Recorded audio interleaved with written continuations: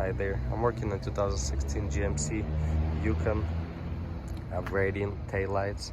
So this is the taillight, already installed. It looks really nice. So this is the original one.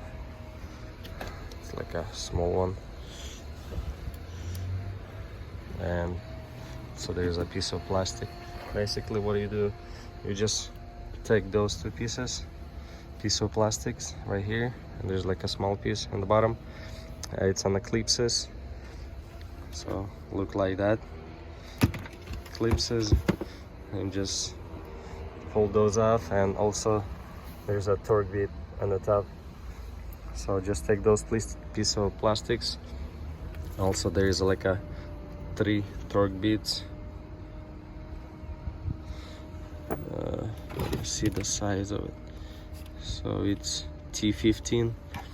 So 1, 2, 3 behind the thing. So you need to pull this thing out to get those screws out. And also on the taillight there's 2 screws. You pull those out and take the connector, unplug this and take this piece out. And so the harness, your harness going on the bottom of the bumper, underneath the bumper. So let me show you how it look like. So this is the harness from the left side. So basically you just unplugged it. This is the plug on the bottom.